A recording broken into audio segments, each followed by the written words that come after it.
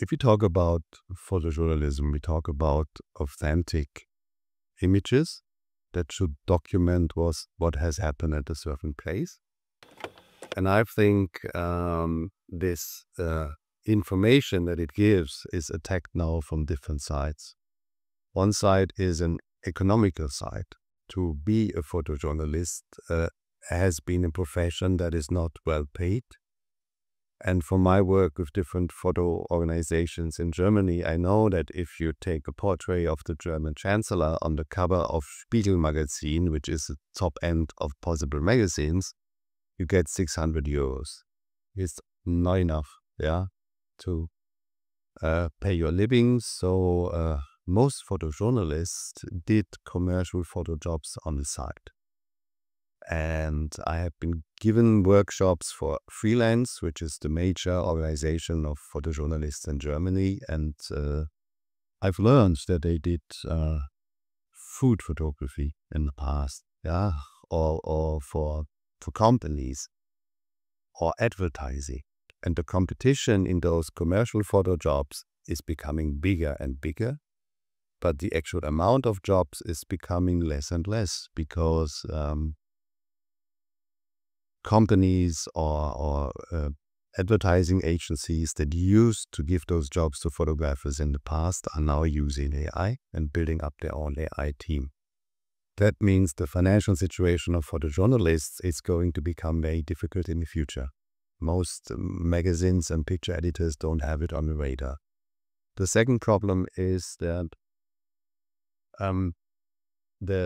the whole system of photojournalism is based on trust between the picture editors and the photo agencies and the single photograph, and also between their readers and the publication. But if you're zooming out of that bubble and you look in general on where people get information, it is social media. And the high quality content in social media from the press is always behind the paywall. So the majority of stuff you see in social media is just crap. And this is becoming more and more because more and more of the internet will be AI generated. So how is this influencing democracies? It's a big problem. We don't know. It's very easy to create fakes and disinformation and spread it via social media. So I think AI is not the main problem here. For me, AI is like the new super fuel for the engine that is called social media. And if you would like to do something against it, as democratic states, you also need to force social media to be redesigned. Both need to happen in parallel. And there are very interesting suggestions. In Germany, there was a foundation, Bertelsmann Foundation, together with the German Council of Citizens, and they had an open call earlier this year to come up with ideas on how to fight disinformation. And 200,000 people contribute. I was one of them, and the result was handed over to the Ministry of Inner Affairs in September, and there are very good suggestions. So some people suggest that the sharing option should have a reminder. Do you really want to share this? Do you know where it's coming from? Do you trust the source? Others suggest that the sharing option should just have a delay of 2 minutes so you can think about it, maybe more difficult. I've recently been in Canada, and there the sharing option of media stuff is not possible because the state of Canada and Meta are having a fight over remuneration of the press. So this option was just turned off. These things can be done, and I think social media needs to be forced to move away from the advertising model and to go to a subscription model. If you take out the advertising model as the core business idea, you also have gotten rid of the targeting of specific groups.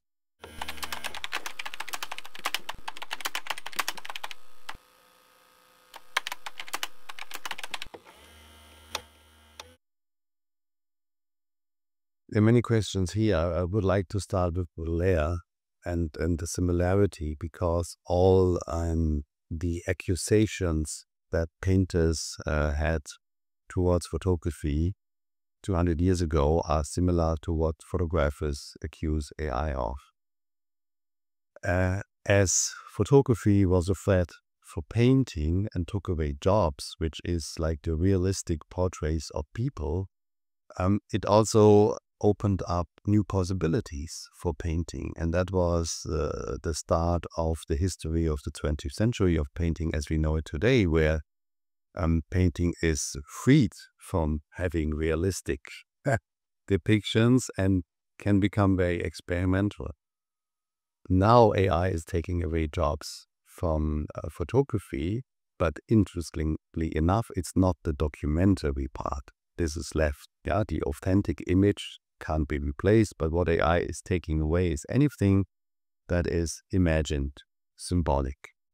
You can do it faster and cheaper.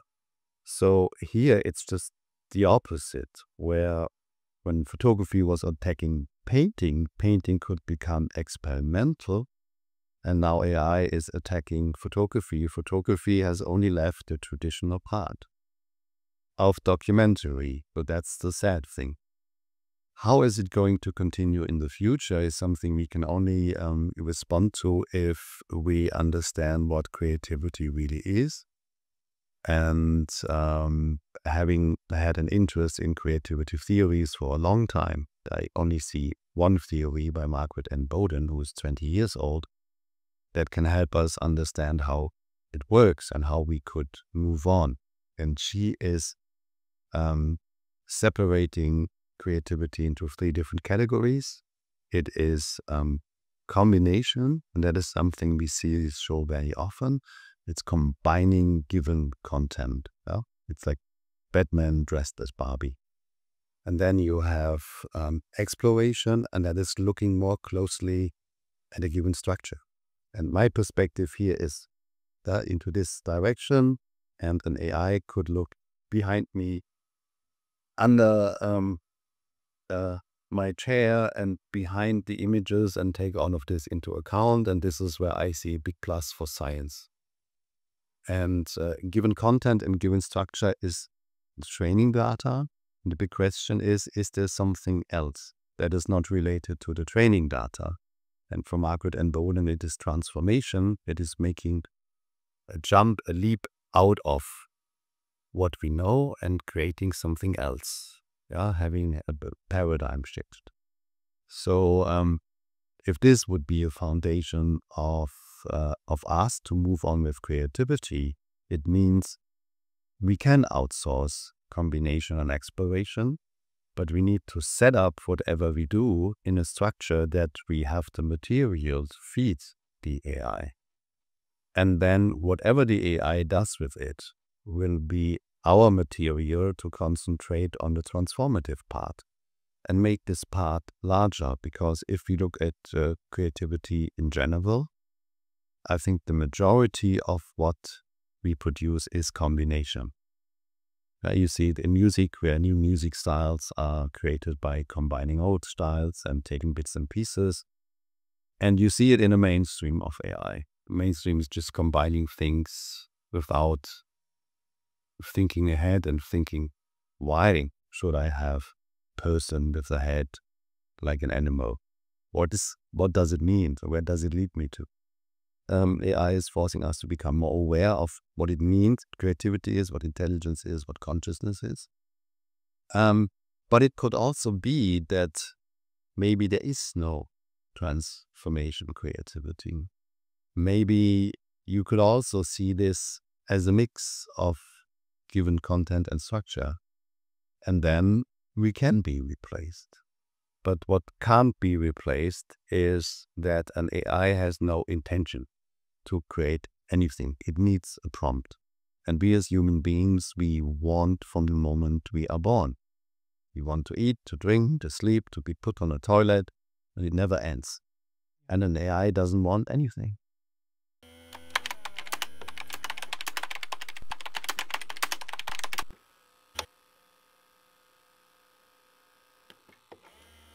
I think a work I still like from 2006 is showing the failure of seeing that this need for transcendence is possibly something that is in our DNA. And that would be the School of Hope, the Show Must Go On, which is a mix between Jesus on the cross, and the same time the sound and what is happening is like he would be a boxer in a boxing fight. And you hear the commentary, like in a live sports event, and it's structured like a boxing fight with like 2 minutes fight and 30 seconds break. And in the break from left and right, you have hands entering the frame with water and refreshing him. And the main story is actually the narrator for TV. And because his expectation that this is going to become the new champion, and then his disappointment, when he's losing the fight, that is a very, I think, negative space of this problem, and I still like.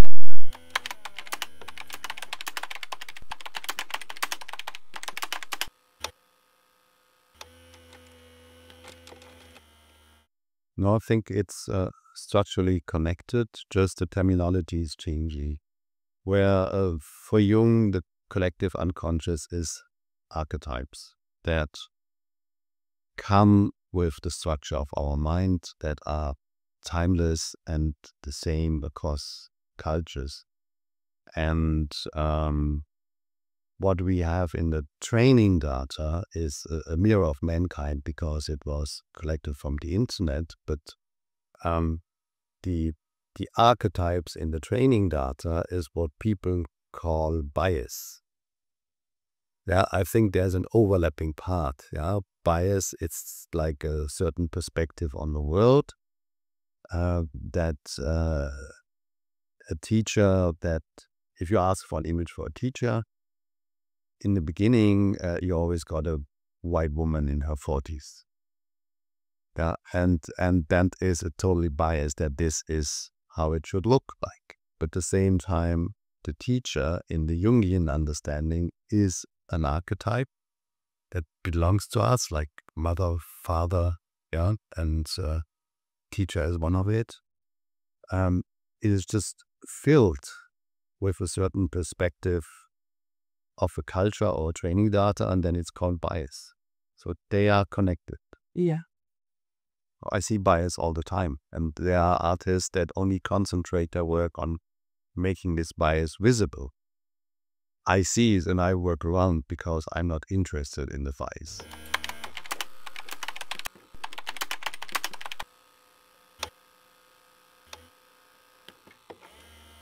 Yes, but I also see that capacity disappearing.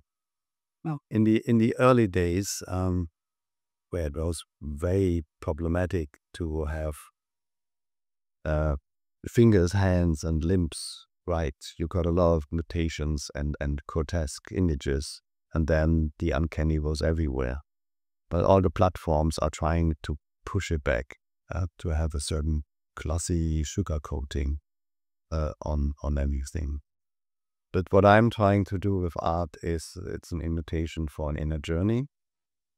And it's not me telling you something about something. It's giving you an impulse for you to react to. What kind of feelings, emotions, thoughts are triggered? Am I attracted or appalled? I think if you remember some of those images next week, I'm happy it's done. It should work on different levels. It should work on an unconscious emotional level. But there's also a title attached to the work where you can go and go wild with your thoughts, and connect it on a theoretical level.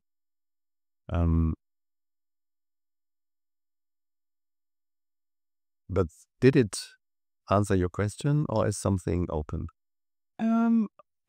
Yes and no. It is still, I think, open because that is still you who decides that consciously and Yes. makes it happen. Yeah, the AI. I made uncanny images in with photography. Yeah. Before. I always wanted to have something that connects opposite. And I'm still not there to have the right mix. Yeah, I have some images that are more on the ironic, funny side, and one series that are darker and more disturbing, and then there's a mix. And I'm still trying to find the right mix between them. It's a lifelong Yeah. experimentation.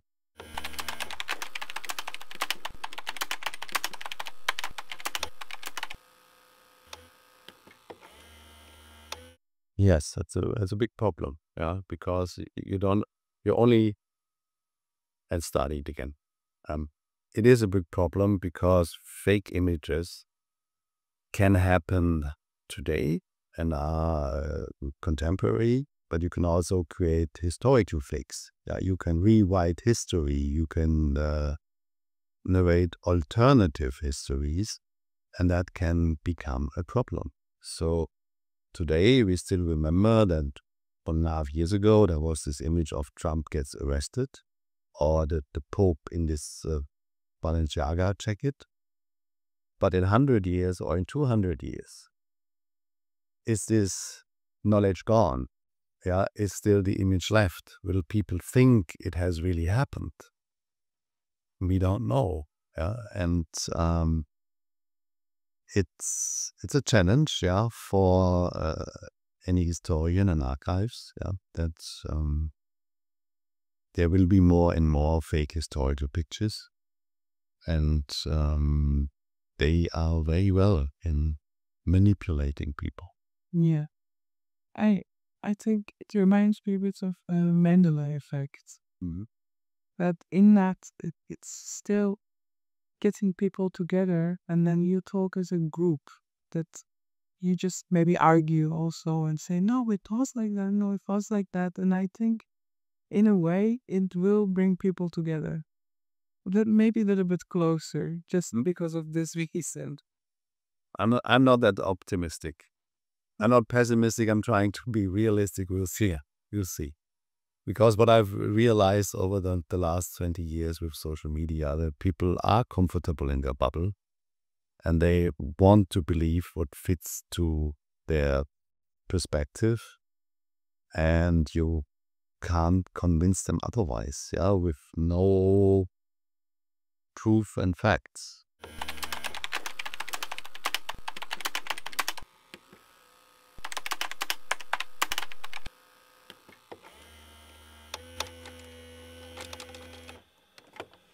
Hasn't that been a problem with photography in the past? Yeah, that you are photographers that go to a certain place for 2 weeks, take pictures and leave. Yeah, or what kind of understanding or deeper connection to the place do they actually have? Yeah, and if you're a professional photojournalist, you are sent to places, yeah, and because then they expect you to be more neutral than the local photographers, but you have no connection to the place. And this is why in a daily work, the professional photojournalists that are sent somewhere, they need a local expert called fixer that helps them to get around and to stay safe. I think this person is then translating this cultural stuff.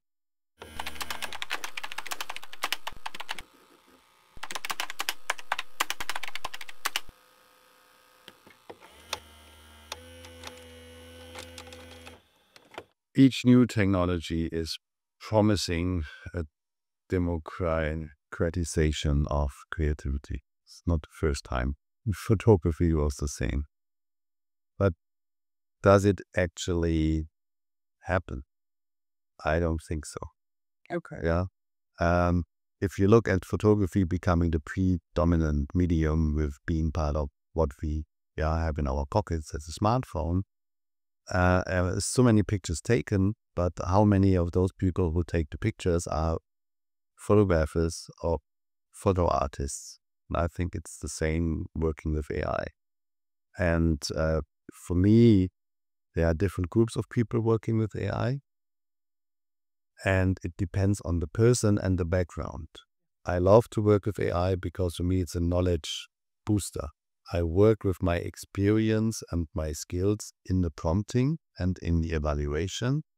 And the more professional background I have, the more my outcome is different from the usual. Because if you're not able to define what you would like to get, the AI is taking over and doing all the work. I can give you an example from text prompting.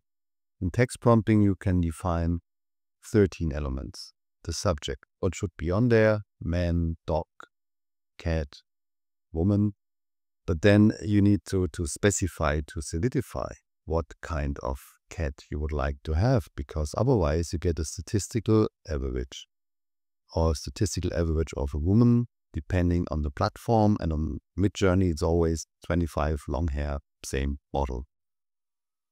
Then there is a certain action that is happening. There's an emotional quality, vibe. There is a location. And that part of the story anyone can define. But then you have categories that relate to your background. And the one is regarding the medium. What kind of medium would you like to regenerate? If it's photography, you can go back over 200 years in the history of photography. There is a technological part attached. I can define that the camera should be a certain type, the lens should be a certain type, should be a certain digital or analog film, etc. Then it's image making, the perspective. How do I look onto the scenery? Is there something happening in the foreground, in the middle ground, in the background? What about the light? What about the colors? What references do you use? Most people only use style to steal an existing style, but you can use schools, decades, online platforms as references. And you can also define genres, because an image of a dog will differentiate between advertising, documentary, and fine art. And so having this knowledge, you can do a much more informed prompt.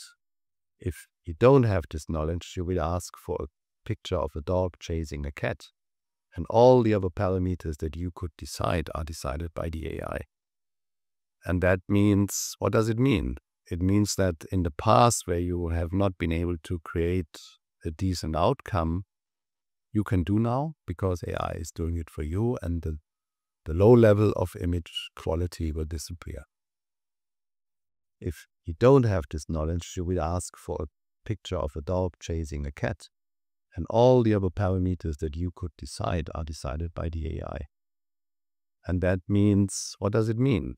It means that in the past where you have not been able to create a decent outcome, you can do now because AI is doing it for you, and the low level of image quality will disappear. The opposite scenario would be that it gets worse. Where in the past you had people looking at the Picasso and saying, "Oh, I could do it too," or "My child could do it." Yeah, you could now look at work and could say, "AI did it, not the artist." So it can also devalue the outcome, and this is what has happened in the last 2 years with people being against AI. Because they said there is no skill involved. Yeah, it's stealing works, and you're not an artist. You just click a button, and how dare you to call yourself an artist? But often this is voiced by people that haven't tried to work with the technology, that don't know how complex it can be. Yeah, and that the creativity is shifting from becoming more the director, editor, but having a creative plan of how to combine different tools and workflows.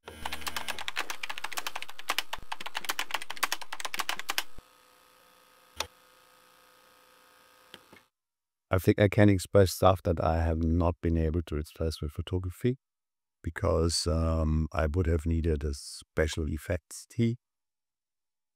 But I could have expressed it with traditional means like drawing and painting. And I started as somebody who did drawings, who wanted to become a painter, and many of my friends were painters, but they thought differently. I was thinking in black and white and lines, and they were thinking more in spaces and color temperature, and then I understood that difference just later. So right now I can work like a draftsman or a painter, but the outcome looks like photography, and I'm using my knowledge of photography. So I'm very happy with that result because I have no limitations now. My only limitation is my imagination and the skills to work with the technology and the features that are available. And I love it. Yeah. So I can bring things more onto the point. I can be more experimental. I can work a little bit faster.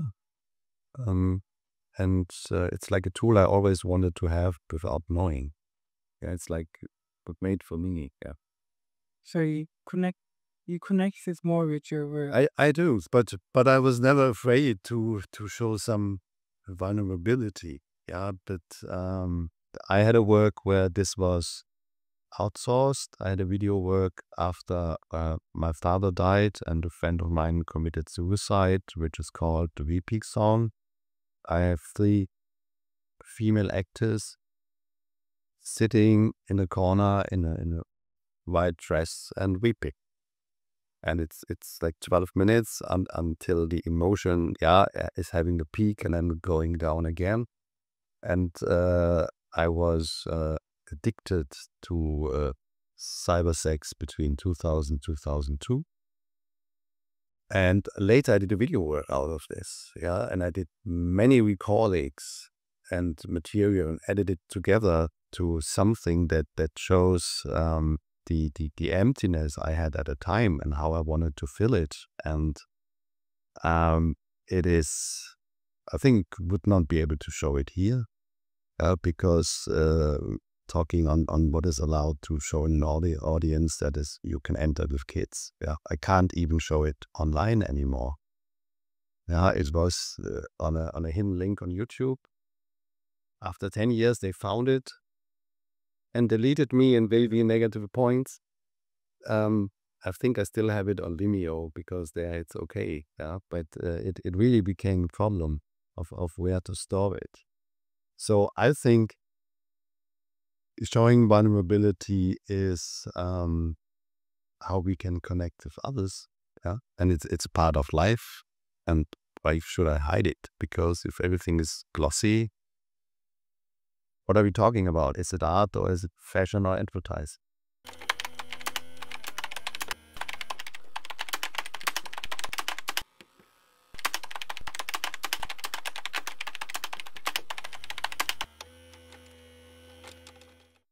When I started to study fine arts and philosophy, I hoped that it would give me an answer or more answers to the questions of life. But I found out that for the really good questions, there will be no answers. But what I learned is possibly to ask more precisely. And there is always an unknown or mystery or an openness in the work that I do, which is the place that you as a viewer can fill if you want to. And life can't be planned. It's full of surprises up and down, and often all these things are happening in parallel. And I think that should be translated into works. Yeah. And but how do you do it? And I'm trying to go out of the mainstream of contemporary art and say I'm not focusing on a certain problem in a certain part of the world, because you could see, like, with the late 90s, the move from art to become more and more documentary or more and more political. And I'm trying to be more philosophical, psychological, anthropological, not talking about a certain crisis in a part of the world, but talking about us as humans, what is in our nature that is constantly creating those crises and problems and war and all the negative things we struggle with. And that is an ongoing challenge. And here we can go back to Carl Gustav Jung, who said this is our personal task, that we need to become aware of ourselves, of how we have been formed by our upbringing and society, and also integrating the negative aspects, the shadows in ourselves, and give them a positive task to become balanced. And this is possible. And I think my work is a lot about those shadows. And then people come and have a look, and often they say, oh, it's too dark, or it's too crazy, or something else. And but I'm not the only person that gets those responses. Yeah? I'm a big fan of Roger Bellin. He's 20 years older than I am, and I know him for 10 years now and have worked as an assistant for him on and off. And his work is also about the shadow.